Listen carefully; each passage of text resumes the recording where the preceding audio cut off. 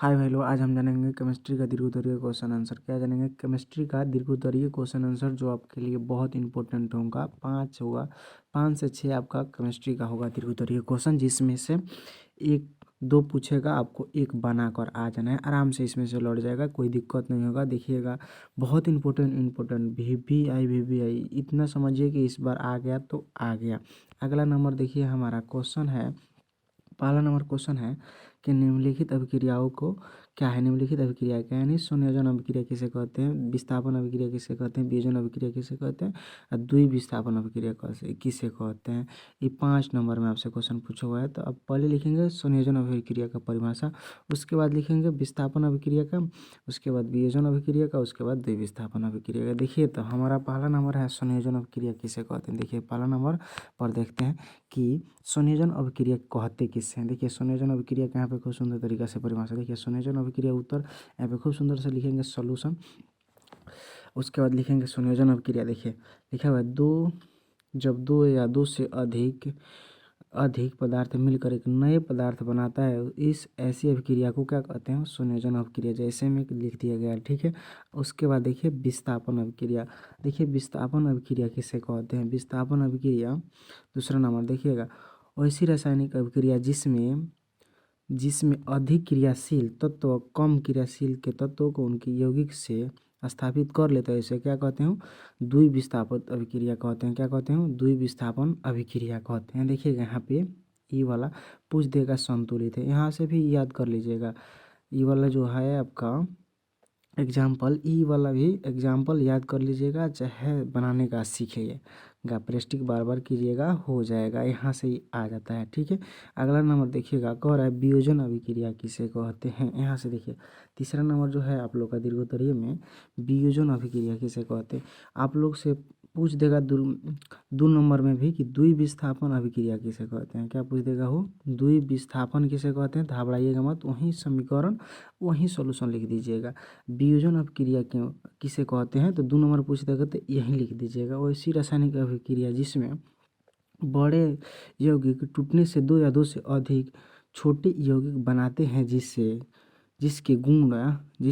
गुण मूल यौगिक के गुण के भिन्न होते हैं। जैसे में देखिए ना, ये वाला है एगो है दूगो बनाता है, उसे क्या करेंगे? वियोजन कहेंगे। क्या करेंगे? वो वियोजन कहेंगे। देखिए, अगला नंबर जो है आपका क्या कर रहा है? द्विविस्थापन अभिक्रिया। क्या कर रहा है जी? द्विविस्थापन। देखिएगा, द्विविस्थापन आपसे 2 नंबर में भी पूछा हुआ क्वेश्चन है। अगर पूछ देगा तो घबराइएगा मत कि द्विविस्थापन क्या है।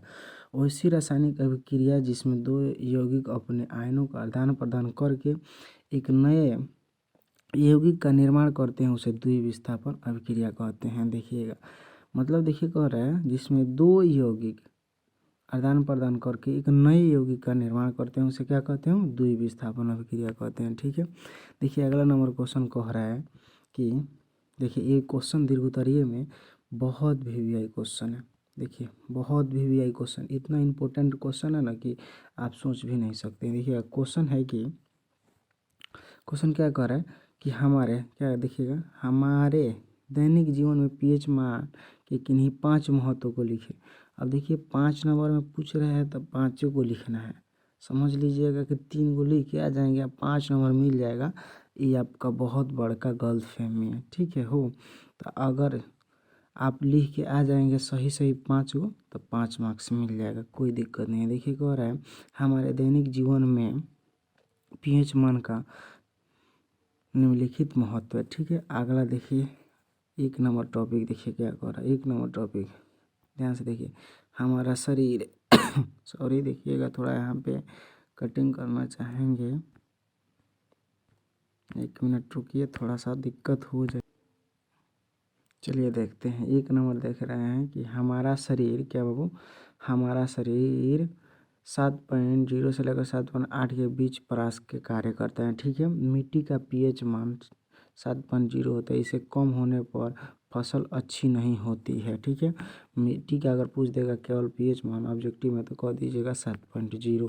और उदासीन का पीएच मान अगर पूछ देगा, खाली पूछा हुआ क्वेश्चन पूछ रहे हैं कि उदासीन का पीएच मान कितना होता है, वो तो 7 होता है। कितना होता है वो? 7 होता है। तीसरा नंबर, हमारे मुंह में मुंह का पीएच मान 5.5 होता है। कितना होता है वो? 5.5 से कम होने पर दांतों का क्षय होने लगता है। यानी 5.5 से कम होगा तो हमारा दांत क्या करेगा?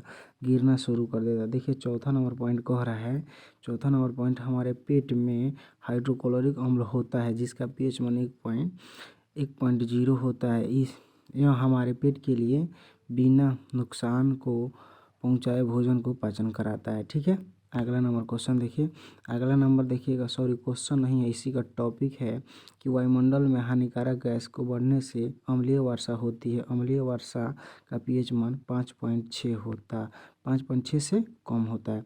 अगर पूछ देगा अम्लीय वर्षा के पीएच मान तो 5.6 याद कर लीजिएगा। ठीक है, अगला नंबर क्वेश्चन देखिए, कह रहा है 3 नंबर क्वेश्चन देखिए, बहुत इंपॉर्टेंट क्वेश्चन लेके आए हैं हम आज। देखिए धातु, क्या हो? धातु के यौगिक एवं रासायनिक गुणों को उल्लेख करें। धातु के अब गुण लिख देना है और उसका यौगिक लिख देना है। ठीक है, रासायनिक गुण लिख देना है। धातु का भौतिक गुण और रासायनिक गुण लिख देना है, बस आपका 5 मार्क्स मिल जाएगा। बहुत इंपॉर्टेंट क्वेश्चन है। देखिएगा तीसरा नंबर क्वेश्चन, जो पहला नंबर, यहाँ उष्मा का भौतिक गुण लिख रहे हैं हम लोग। धातु का भौतिक गुण निम्नलिखित है। उष्मा में विद्युत का कुचालक होता है। पूछ देगा धातु होता है, उष्मा में विद्युत का कुचालक होता है। अगला नंबर टॉपिक देखिएगा, इससे पकड़ने पर टन या झन की आवाज़ आती है। यह अधिक चमकीले होते हैं। ठीक है, ये अधिक क्या होते हैं? बहुत चमकीले होते हैं। अगला नंबर टॉपिक देखिएगा, इसमें तन्यता की गुण होता है। इसे पीटने पर चादर बनाया जा सकता है। अब देखिए रासायनिक गुण कह रहा है। अब इसी में हम लोग को रासायनिक गुण देखना है। रासायनिक गुण देखिए बहुत अच्छा मज़ेदार तरीके से रासायनिक गुण निम्नलिखित है। एक नंबर में कह रहा है कि धातु के ऑक्साइड की क्षारीय होता है। दूसरा नंबर, धातु का परमाणु के बीच धन आयन होता है। क्या होता है? धातु परमाणु के बीच क्या होता है? धन आयन होता है। तीसरा नंबर, धातु अम्ल से क्रिया कर या अभिक्रिया कर हाइड्रोजन गैस का मुक्त करता है। ठीक है, उसके बाद चौथा नंबर करता है यह इलेक्ट्रॉन का त्याग करता है। क्या करता है वो? यह इलेक्ट्रॉन का त्याग करता है। ठीक है, आगे पाँचवें नंबर टॉपिक देखिएगा। पाँचवें नंबर टॉपिक जो कह रहा है, धातु के बाहतम कक्षा 1, 2, 3 इलेक्ट्रॉन होते हैं। ठीक है, उसके बाद देखिएगा अगला नंबर जो क्वेश्चन आप लोगों को कह रहा है कि अगला नंबर बहुत इंपॉर्टेंट क्वेश्चन लेकर देखिए। अगला नंबर क्वेश्चन कह रहा है निम्नलिखित पदों को परिभाषित करें। यानी निम्नलिखित पदों को परिभाषा दे। अयस्क किसे कहते हैं? खनिज किसे कहते हैं? गैंग किसे कहते हैं? भर्जन किसे कहते हैं? निस्तापन किसे कहते हैं? बहुत इंपॉर्टेंट क्वेश्चन है। आपसे क्वेश्चन यहाँ से भी आता है, भर्जन और निस्तापन में अंतर स्पष्ट करें। क्या कहते हैं? भर्जन और निस्तापन में अंतर स्पष्ट करें। इसके लिए पहले 2 नंबर यानी लघुत्तरीय प्रश्न का एक वीडियो बनाकर अपलोड कर दिया गया है। नहीं देखे हैं तो जाकर देख कर आए। उसमें क्वेश्चन है भर्जन और निस्तापन में अंतर को स्पष्ट करें। बहुत अच्छा तरीके से बताया गया है। पहला नंबर फर्स्ट वीडियो अगर नहीं देखें, इस सेकेंड चल रहा है, इसमें सेकेंड हम दीर्घोत्तरीय क्वेश्चन आंसर देख रहे हैं। ठीक है, फर्स्ट नंबर लघुत्तरीय क्वेश्चन आंसर देख लीजिए, जहाँ से 4 नंबर का तैयार होगा, यहाँ से 5 नंबर 9 नंबर, बाकी आपका ऑब्जेक्टिव का केमिस्ट्री का आएगा, दूसरा कहीं से नहीं आएगा। देखिए खनिज किसे कहते हैं, ये देखते हैं खनिज के बारे में बहुत अच्छा तरीका से और सटीक परिभाषा। खनिज देखिए क्या कह रहा है, खनिज का परिभाषा में थोड़ा सा देखिएगा। एक नंबर क्या कह रहा है जी? खनिज है, ध्यान से देखिएगा। खनिज पृथ्वी तल के क्या हो, सॉरी, पृथ्वी के परत के नीचे पाए जाने वाले धातु युक्त पदार्थ खनिज कहते हैं। धातु युक्त पदार्थ को क्या कहते हैं? खनिज कहते हैं। उसी प्रकार देखिएगा, जिस खनिज में धातु की मात्रा अधिक होती है तथा जिसमें धातु की मात्रा निष्कर्षण आसानी से कम खर्च में हो सकता है, उसे अयस्क कहते हैं। ठीक है, अगला देखिए आपको गैंग किसे कहते हैं। ठीक है, अयस्क के में कई प्रकार के अशुद्धियाँ मिली होती है, उन अशुद्धियों को गैंग कहते हैं। अब हो गैंग झगड़ा वाला गैंगस्टर नहीं हो, अयस्क में विभिन्न प्रकार की अशुद्धियाँ मिली होती है, जिसे क्या कहते हैं? गैंग कहते हैं। अब देखिए अगला नंबर जो कह रहा है कि भर्जन किसे कहते हैं? क्या कहते हो? भर्जन किसे कहते हैं? ध्यान से सुनिएगा। अयस्क को वायु की उपस्थिति में तेजी से गर्म कर धातु के ऑक्साइड प्राप्त करने की विधि को क्या कहते हैं? भर्जन कहते हैं। ठीक है, अगला नंबर क्वेश्चन कह रहा है कि उसमें निस्तापन की परिभाषित है। तो अयस्क को वायु की अनुपस्थिति में गर्म कर धातु के ऑक्साइड में प्राप्त करने की विधि को क्या कहते हैं? निस्तापन कहते हैं।